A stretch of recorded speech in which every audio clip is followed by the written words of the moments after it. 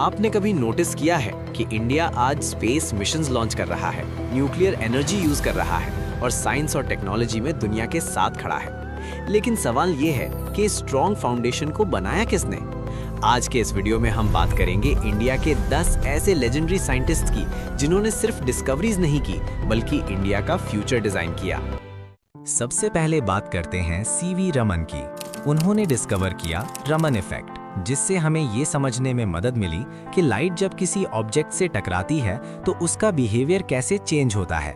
ये डिस्कवरी इतनी इंपॉर्टेंट थी कि 1930 में सीवी रमन को नोबेल प्राइज मिला और वो साइंस में नोबेल पाने वाले एशिया के पहले साइंटिस्ट बने। अब बात करते हैं डॉक्टर APJ अब्दुल कलाम की। उन्हें मिसाइल मैन ऑफ इंडिया इसलिए नहीं कहा जाता क्योंकि उन्होंने मिसाइल्स बनाई, बल्कि इसलिए कहा जाता है क्योंकि उन्होंने इंडिया को सेल्फ रिलायंट बनाने का विजन दिया। अग्नि और पृथ्वी जैसे मिसाइल से लेकर स्पेस और डिफेंस टेक्नोलॉजी तक डॉक्टर कलाम ने हर जगह इंडिया को स्ट्रॉन्ग किया और यूथ को ये सिखाया कि सपने देखना कोई गलत बात नहीं है। अब चलते हैं जगदीश चंद्र बोस के पास। जब दुनिया वायरलेस कम्युनिकेशन के बारे में सोच भी नहीं रही थी, तब बोस ने प्रूव कर दिया कि बिना वायर्स के सिग्नल्स ट्रांसमिट हो सकते हैं। सिर्फ इतना ही नहीं, उन्होंने ये भी बताया कि प्लांट्स भी इमोशंस और रिएक्शंस दिखाते हैं, जो उस टाइम पर एक रेवोल्यूशनरी आइडिया था। इंडिया के न्यूक्लियर पावर के पीछे एक बहुत बड़ा नाम है, होमी जहांगीर भाभा। उन्होंने इंडिया के न्यूक्लियर प्रोग्राम की फाउंडेशन रखी और ये इंश्योर किया कि न्यूक्लियर एनर्जी सिर्फ वेपन्स के लिए नहीं बल्कि पीसफुल डेवलपमेंट के लिए यूज हो। आज अगर इंडिया न्यूक्लियर साइंस में स्ट्रॉन्ग है तो उसका क्रेडिट होमी भाभा को जाता है। अब बात करते हैं विक्रम साराभाई की, जिन्हें इंडियन स्पेस प्रोग्राम का फादर कहा जाता है। उनका मानना था कि स्पेस टेक्नोलॉजी का यूज सिर्फ पावर दिखाने के लिए नहीं बल्कि एजुकेशन, कम्युनिकेशन और कॉमन लोगों की लाइफ इंप्रूव करने के लिए होना चाहिए। आज का इसरो उनके इसी विजन का रिजल्ट है।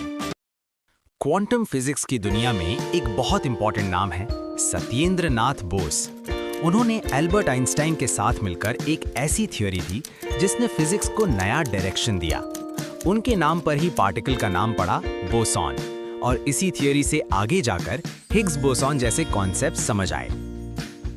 अब चलते हैं मेघनाथ साहा की तरफ। उन्होंने ये एक्सप्लेन किया कि स्टार्स का टेम्परेचर और कॉम्पोजिशन कैसे कैलकुलेट किया जा सकता है। उनकी साहा आयनाइजेशन इक्वेशन आज भी एस्ट्रोनॉमी और एस्ट्रोफिजिक्स का बेसिक रूल मानी जाती है। बायोलॉजी और जेनेटिक्स के फील्ड में इंडिया का नाम रोशन किया हरगोविंद खुराना ने। उन्होंने जेनेटिक कोड को समझा और बताया कि डीएनए और आरएनए का लैंग्वेज कैसे काम करता है। इस एक्स्ट्रा ऑर्डिनरी कॉन्ट्रीब्यूशन के लिए उन्हें 1968 में नोबेल प्राइज दिया गया।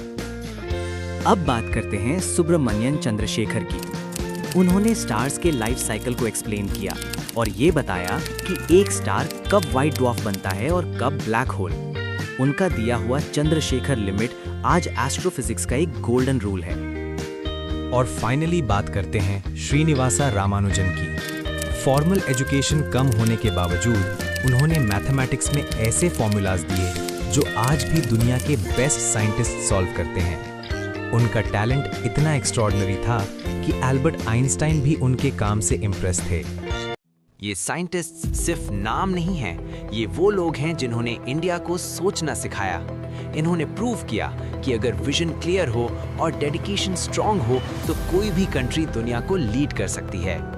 अगर आपको ये वीडियो पसंद आया हो तो लाइक, शेयर और सब्सक्राइब जरूर करना, क्योंकि इंडिया की रियल पावर उसके नॉलेज में छुपी है। जय हिंद।